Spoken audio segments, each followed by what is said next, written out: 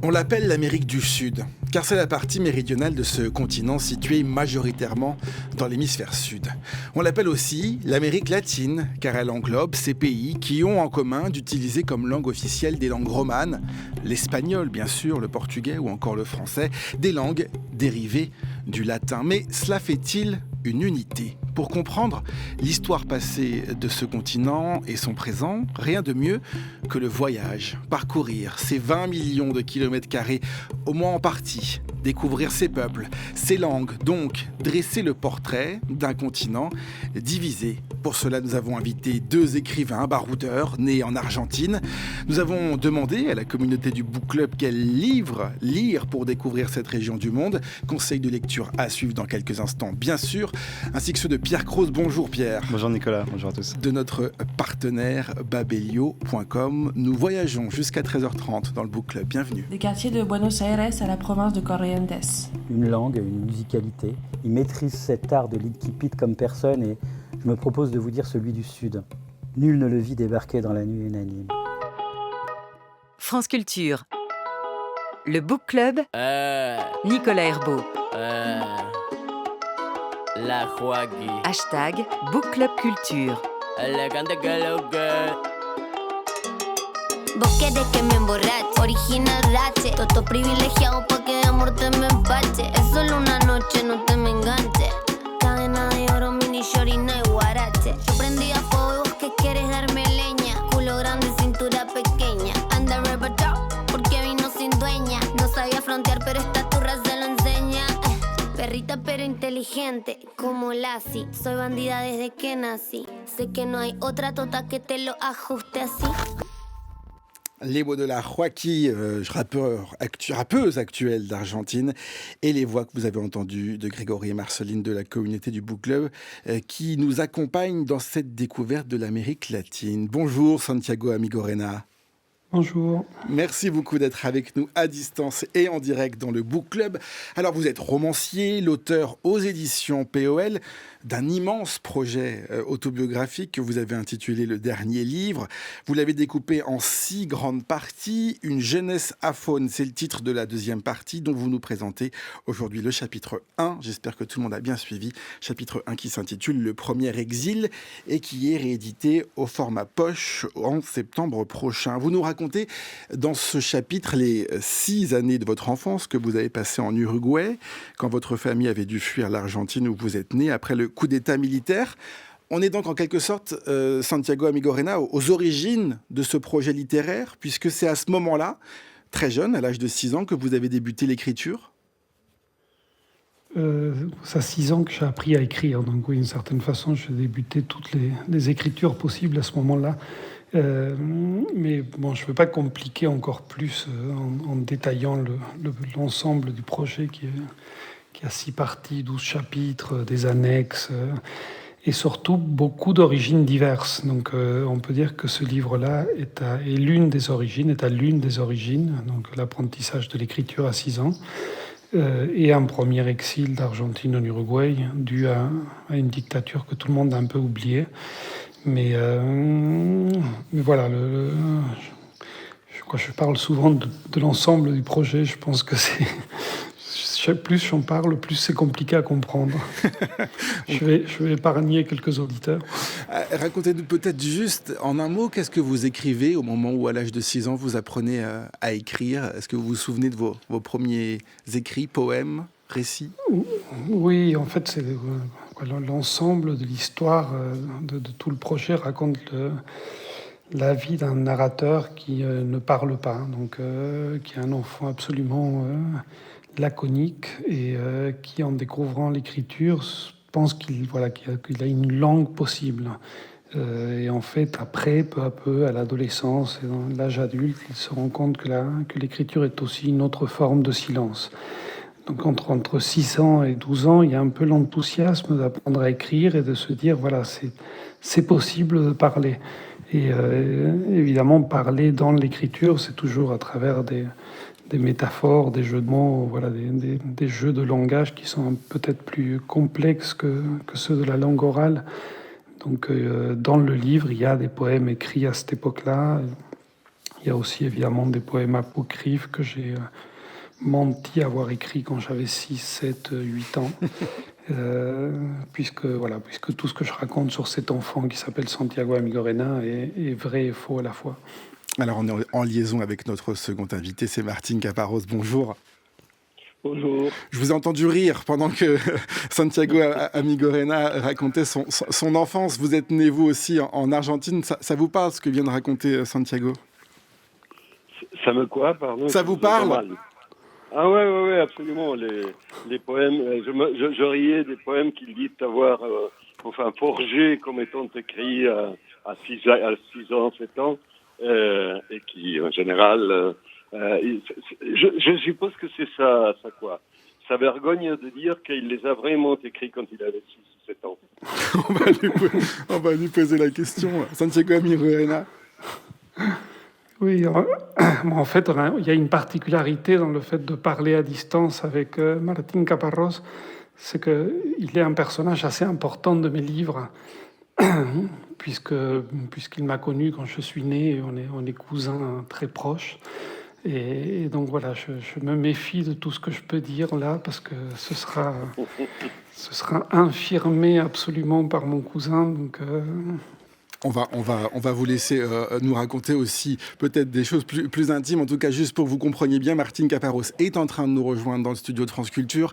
Il est actuellement sur le trajet et c'est pour ça qu'on l'entend un tout petit peu moins bien, mais il va nous retrouver évidemment dans quelques instants. Martín Caparrós, qui est donc journaliste, romancier, essayiste, une figure intellectuelle majeure du monde hispanophone, nous dit votre éditeur Gallimard, chez qui vous publiez en ce mois de juin un voyage dans le présent de l'Amérique hispanique.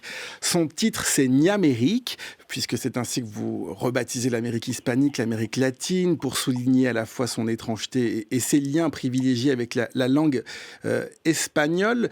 Ce nye, Martín Caparrós, N-tilde, c'est une lettre que vous qualifiez de bizarre. Pourquoi ? Qu'est-ce que je qualifie de bizarre ? Le N-tilde, le nye que vous mettez au début de Niamérique. Ah, il faudrait que je vous explique ça en détail, mais c'est la lettre qui symbolise l'espagnol, ou comme je préfère de l'appeler, le castillan. Donc, c'est un peu pour ça que j'ai ajouté cette lettre au mot Amérique, et pour dire que je voulais parler, justement, je voulais essayer de raconter et de comprendre qu'est-ce que c'est que l'Amérique qui parle castillan en ce moment, une région sur laquelle on a tant de clichés, tant de lieux communs et si peu de connaissances. Non ?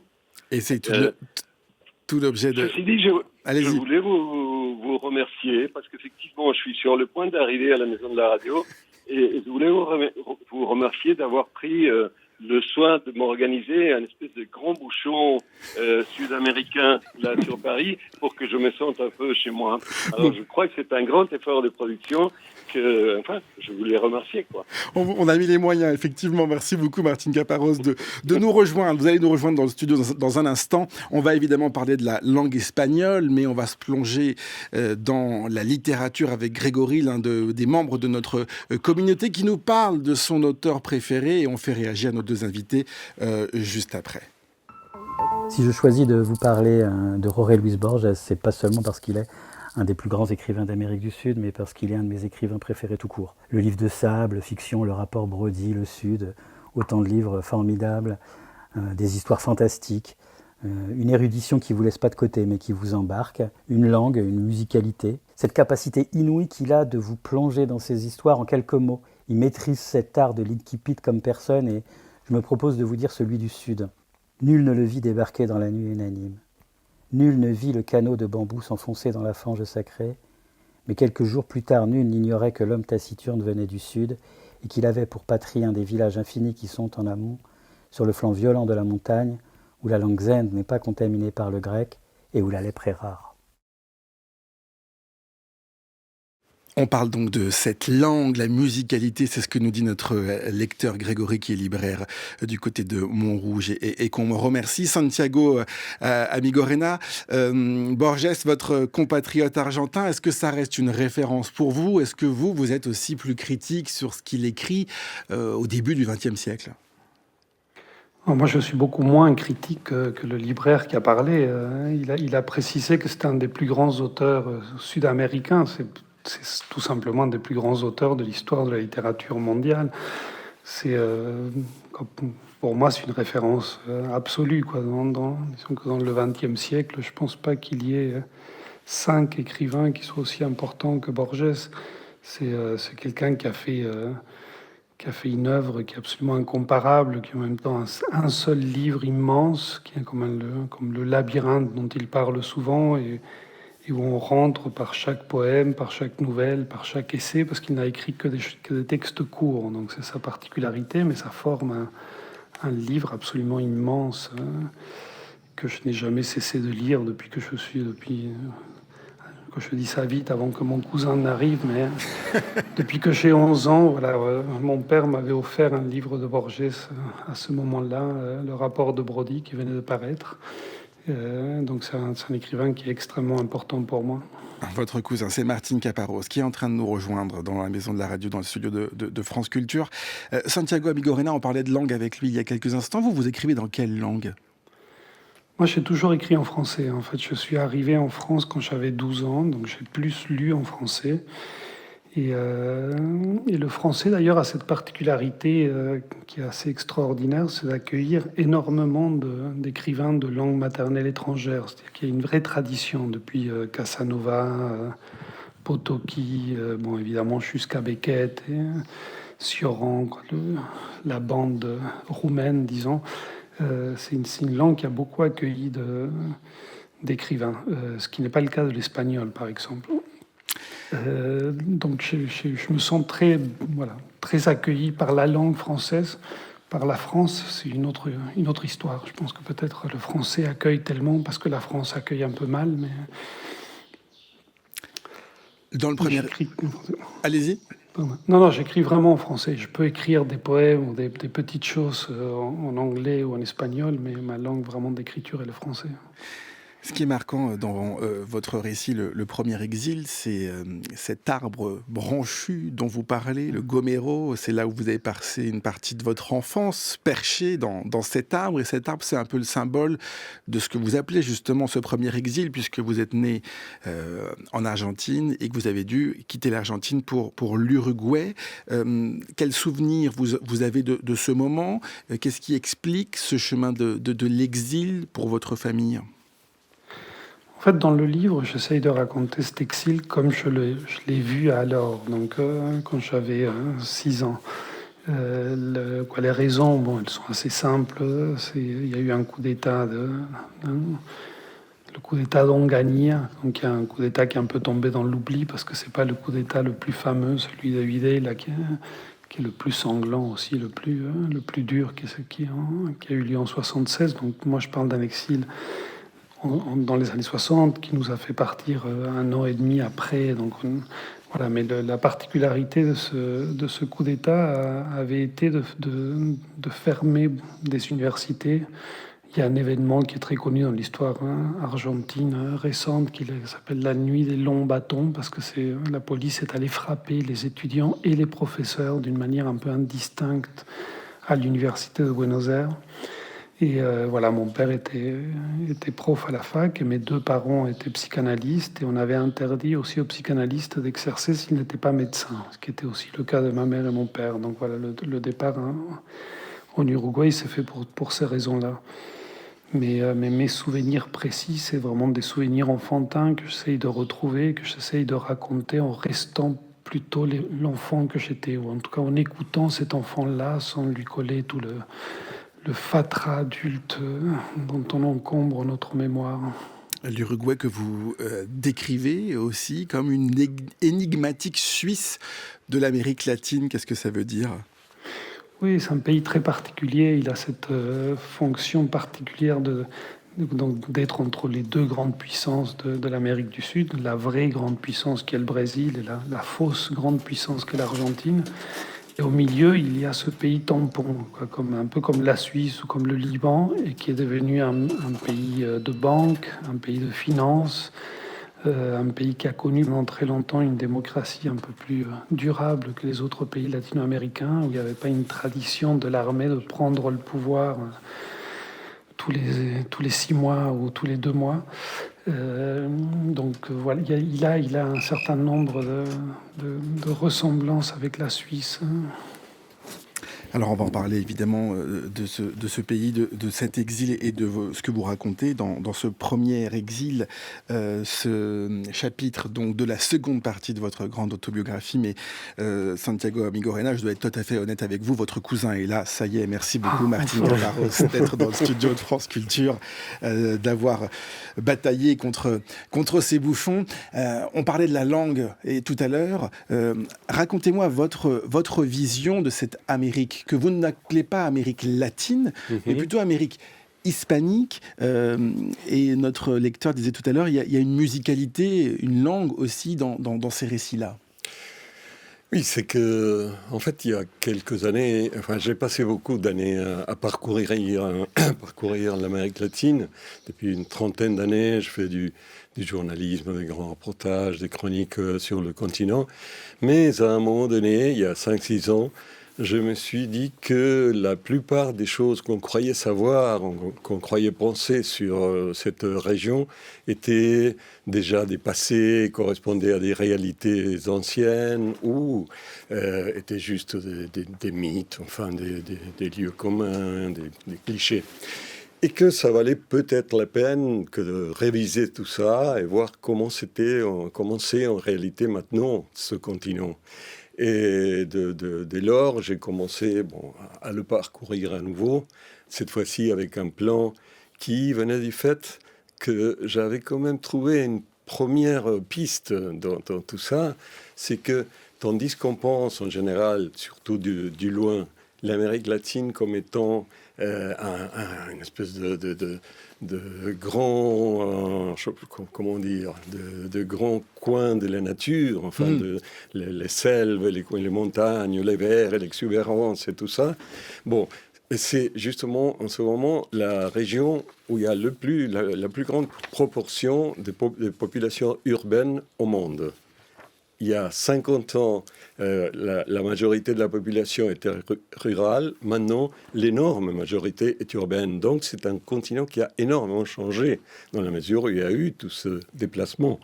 Alors, j'ai commencé ma recherche en visitant les 7 ou 8 villes que j'ai trouvées les plus importantes et en essayant de raconter comment elles sont, pour ensuite essayer de travailler sur certains problèmes, certaines questions précises de la région.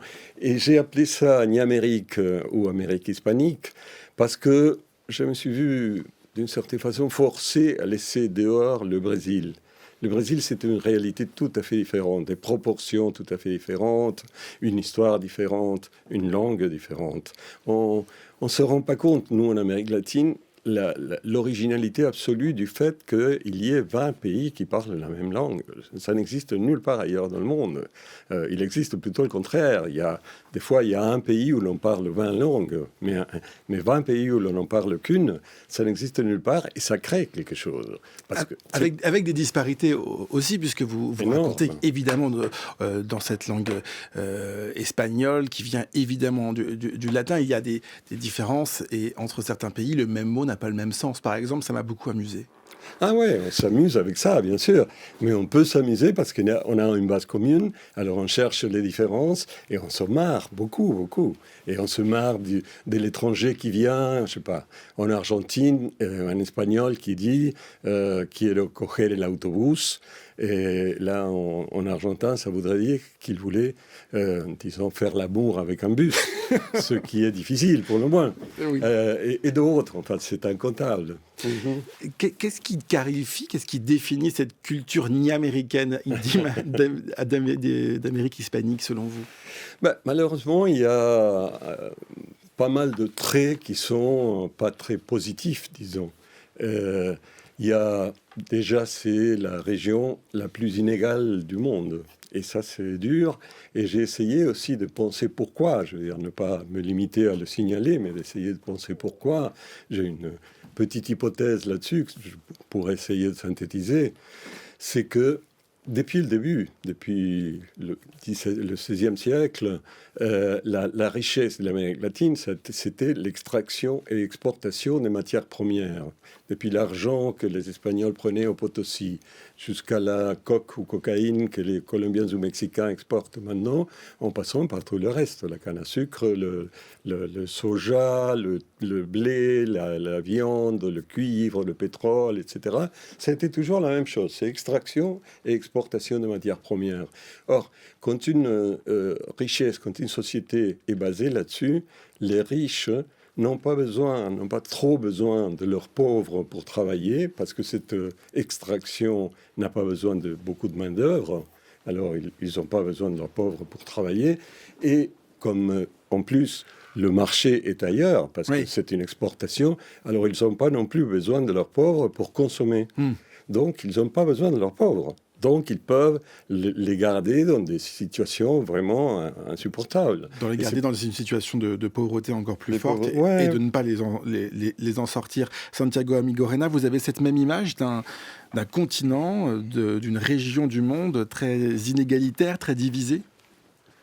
Oui, bien sûr. Je pense que donc, d'une certaine façon, le fait qu'elle soit arriérée par rapport à ce qu'on pourrait appeler un progrès où les pauvres sont moins pauvres, n'empêche pas qu'elle est aussi en avant-garde d'une certaine façon, parce que partout dans le monde, les pauvres sont chaque fois plus pauvres et les riches sont chaque fois plus riches.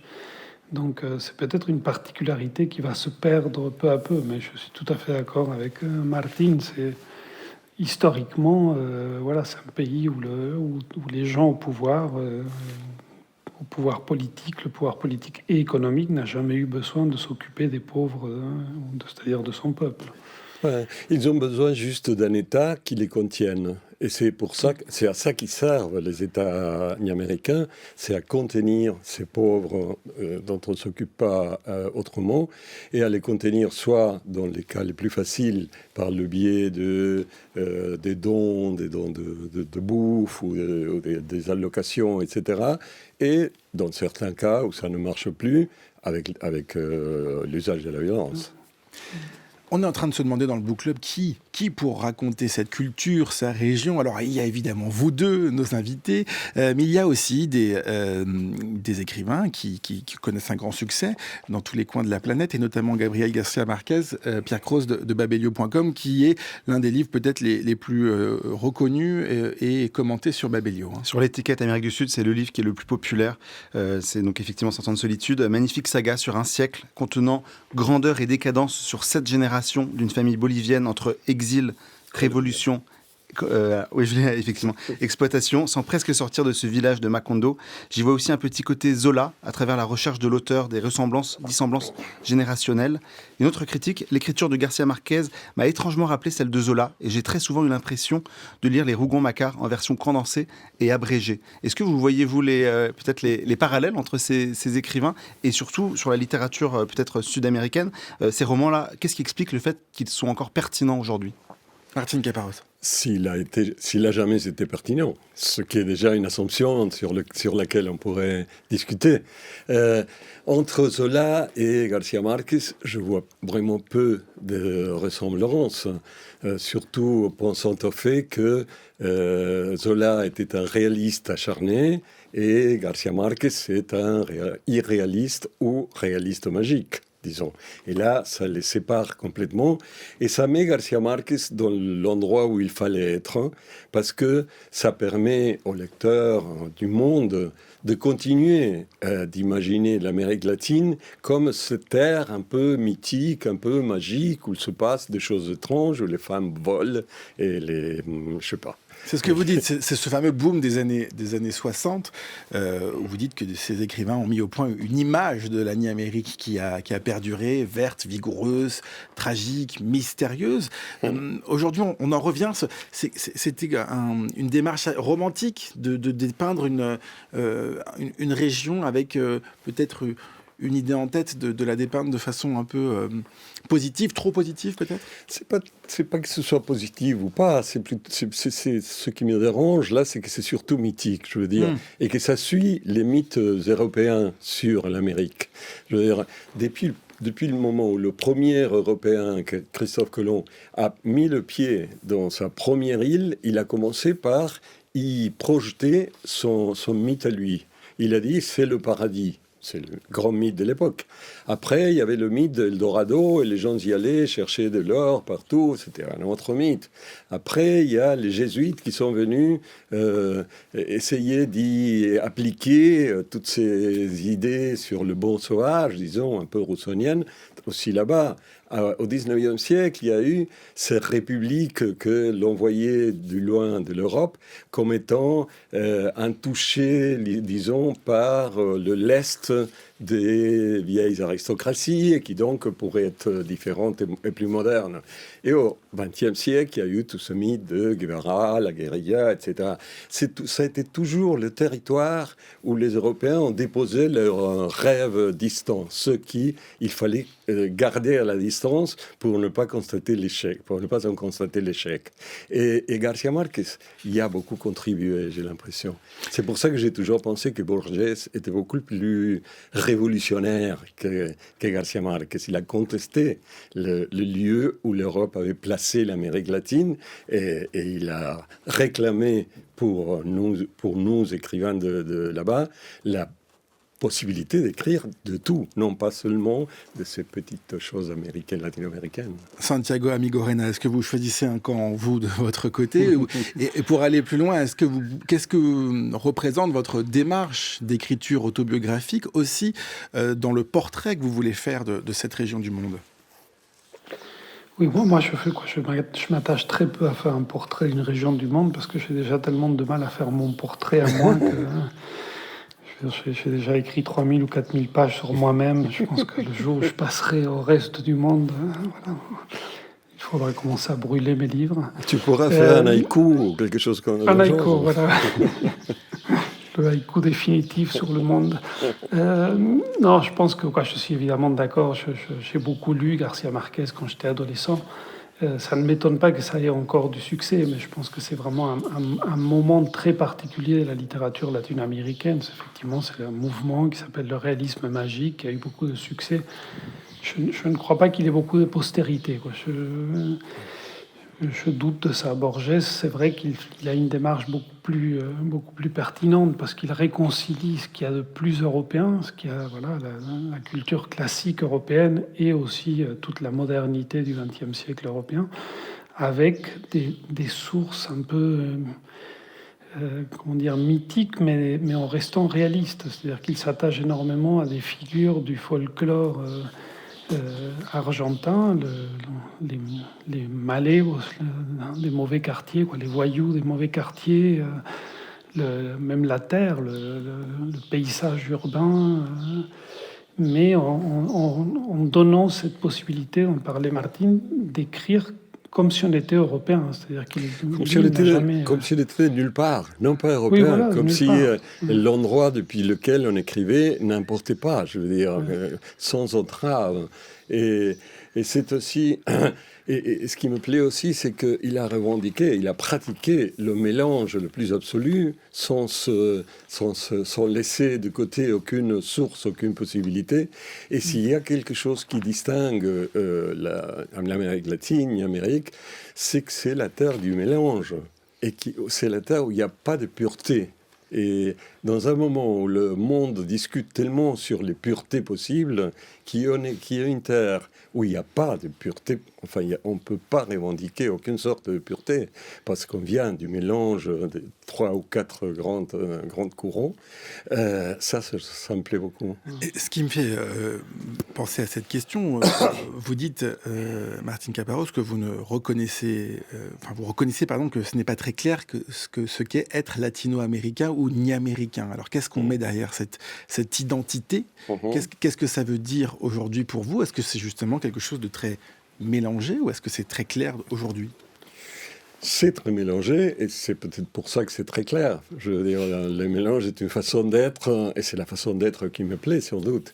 Mais il y a beaucoup de traits communs. Je veux dire, on parlait de la langue, mais on peut parler de beaucoup de faits culturels au-delà du regard extérieur. Je vous disais, plusieurs de ces traits communs ne sont pas trop revendicables, je veux dire, mais ils sont aussi à discuter, parce que, par exemple, il y a un trait qu'on attribue très facilement aux Américains, c'est qu'on est la région la plus violente du monde. Et moi, je me suis mis à réviser cette idée dans le livre. Je me suis dit, mais comment ça se fait qu'on soit la région la plus violente, tandis que pendant tout le XXe siècle, en Europe, il y a eu dans les 85 millions de morts par la violence des États, en Asie 100 millions, en Afrique 15 ou 20 millions, et en Amérique latine, il y a eu à peine, enfin même pas 2 millions, ce qui est énorme, mais qui est infiniment moins que dans n'importe quel autre lieu. Alors, c'est vrai que c'est nous, les violents, je veux dire. Et bon, là, j'ai développé un truc qui serait un peu long à raconter sur la privatisation de la violence dans les dernières décennies, etc. Mais par exemple, vous, Santiago Amigorena, on parlait de mélange, d'identités multiples. Vous écrivez comme tous les hommes, je suis un enfant de la mer, et bien que ce fût à Buenos Aires, c'est à Montevideo que je suis né. Et vous racontez l'Uruguay et ce petit pays paisible qui, dites-vous, va devenir lui aussi peu à peu violent. Donc ça veut dire que vous racontez vous aussi ce sentiment-là ? Oui, je pense qu'on partage aussi quelque chose avec Martín, c'est le fait qu'on ne considère pas que l'identité est définitive, et surtout qu'on ne considère pas que l'identité est quelque chose qui se rattache à une terre dans le sens de se rattacher à un pays, voilà, un État-nation. C'est pas ça qui nous intéresse. Donc moi, je suis né dans la réalité à Buenos Aires, mais je suis né aussi à Montevideo, comme je suis né en Grèce. Je dirais que ça dépend des jours, ça dépend des heures de la journée parfois. Donc... C'est bien pratique. Un mot peut-être pour arriver vers la fin de l'émission, mais sur qui représente aujourd'hui le mieux, qui écrit le mieux, en tout cas est le plus fidèle à la réalité. Marceline, notre auditrice, nous parle de Mariana Enriquez, qui est membre d'un groupe d'écrivains qui est connu sous le nom de Nouveau Récit Argentin. Vous pourrez d'ailleurs écouter sa critique sur la page France Culture du Book Club, franceculture.fr. Il y a une nouvelle façon aujourd'hui plus réaliste, plus fiable de raconter ce qu'est l'Argentine et cette Amérique hispanique, Martín Caparrós. J'espère vraiment que l'Argentine ne soit pas ce que Mariana raconte, parce que sinon ça serait vraiment dur à vivre. C'est déjà très dur à vivre, mais c'est peut-être pas aussi dur que dans les livres de Mariana Enriquez, que je respecte et aime beaucoup. Mais je crois que ce qu'il y a, c'est qu'il n'y a pas un axe. C'est qu'il y a une espèce de floraison très disparate, enfin pleine de différentes possibilités, différentes voies. Et c'est ça qui m'intéresse. Je veux dire, je voudrais pas réduire ça à une voie plus droite que les autres, non ? Je crois pas. On va poursuivre cette émission avec, dans un instant, un autre roman, un roman mexicain. Ce sera avec Mathias Hénart, donc. Et puis, on va remercier dans un instant nos invités. Et Mathias Hénart qui nous propose dans ses incipits les premières lignes donc, d'un roman mexicain. On l'écoute. Un des plus grands romans de la littérature latino-américaine, une sorte de pierre blanche, de cairn sur le chemin du roman mondial, c'est Pedro Páramo, de l'écrivain mexicain Juan Rulfo. Paru en 1955 au Mexique, Pedro Páramo ouvre réellement un sentier extrêmement fertile pour le roman latino-américain. Des auteurs incontournables comme Gabriel García Márquez ou Mario Vargas Llosa ont insisté sur ce qu'ils devaient à cette lecture. Jorge Luis Borges lui-même affirma que Pedro Páramo était un des meilleurs romans de la littérature d'Amérique latine et peut-être un des meilleurs romans tout court. Le Mexicain Juan Rulfo publie Pedro Páramo à l'âge de 38 ans, alors qu'il a déjà fait paraître, 2 ans plus tôt, le recueil de nouvelles Le Llano en flammes. Rulfo publiera un second roman bref, Le Coq d'or, dans les années 80, et rien de plus. Ses œuvres complètes tiennent dans un livre de 200 pages. Rongé par l'alcool et l'impossibilité d'écrire, Rulfo est mort d'un cancer du poumon en 1986, laissant derrière lui quelques pages inédites, mais surtout 6000 négatifs de photographies qui retracent la vie quotidienne du Mexique de son époque. Pedro Páramo fut publié en France en 1959, traduit par Roger Lescaut, puis retraduit par Gabriel Iacouli en 2005 aux éditions Gallimard. En voici la première phrase. « Je suis venu à Comala parce qu'on m'a dit qu'ici vivait mon père. Un certain Pedro Páramo. C'est ma mère qui me l'a dit. Et je lui ai promis d'aller le voir quand elle serait morte. Le narrateur de cette histoire s'appelle Juan Preciado. C'est lui qui, obéissant à l'injonction maternelle, se rend dans ce village pauvre, silencieux et déserté pour y trouver son père. Le premier personnage qu'il rencontre sur le chemin de Comala, alors que Preciado est sur le point de se perdre dans une campagne inhospitalière, est un muletier avec ses bêtes qui se dirige précisément à Comala. Ce village perdu dans la solitude et une chaleur si épaisse qu'il semble que personne n'y vive plus. Juan Preciado apprend que Pedro Páramo est mort il y a longtemps et que le muletier est lui aussi son fils. Commence ainsi un voyage dans le royaume des morts et de leurs souvenirs. Car c'est le coup de génie de Pedro Páramo, chef-d'œuvre de Juan Rulfo, que de mélanger contes fantastiques et récits réalistes. À Comala se croisent des échos de la révolution mexicaine, les luttes des paysans pour leur émancipation contre les caciques cruels tels Pedro Páramo lui-même, avec un monde fantastique et souterrain, magique. C'est Juan Rulfo qui, le premier, explore ce genre du réalisme magique qui donnera ses plus grands chefs-d'œuvre à la littérature d'Amérique latine. Mathias Enarara, écoutez sur franceculture.fr et sur l'appli Radio France. Le Mexique, c'est l'Amérique hispanique, Martín Caparrós? Absolument, c'est un grand concentré.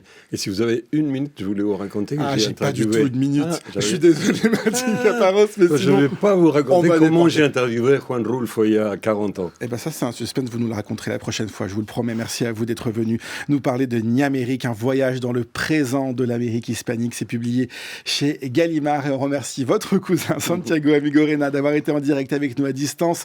Le dernier livre de votre projet autobiographique est disponible aux éditions POL. Le chapitre 1 de la deuxième partie, Le Premier Exil, sera disponible en format poche. Ce sera en septembre prochain. Merci à tous les deux d'avoir été dans le Book Club. Et merci à Pierre Cros de nous avoir accompagnés. On mettra les idées de lecture de Pierre Cros sur la page franceculture.fr du Book Club. Voici l'épilogue, comme tous les jours. Avant que je remercie toute l'équipe, bien sûr, Oriane Delacroix, Zora Vignet, Jeanne Grappard, Didier Pinot, Alexandre Alaibegovic. C'est Thomas Beau qui réalise l'émission et Jérémy Kaufmann qui est aux manettes ce midi. C'est vendredi. Voici l'épilogue. Partout dans le monde, les pauvres sont chaque fois plus pauvres et les riches sont chaque fois plus riches. La richesse de l'Amérique latine, c'était l'extraction et l'exportation des matières premières. Or, quand une société est basée là-dessus, les riches n'ont pas trop besoin de leurs pauvres pour travailler, parce que cette extraction n'a pas besoin de beaucoup de main-d'œuvre. Et comme le marché est ailleurs, alors ils n'ont pas non plus besoin de leurs pauvres pour consommer. Donc, ils n'ont pas besoin de leurs pauvres.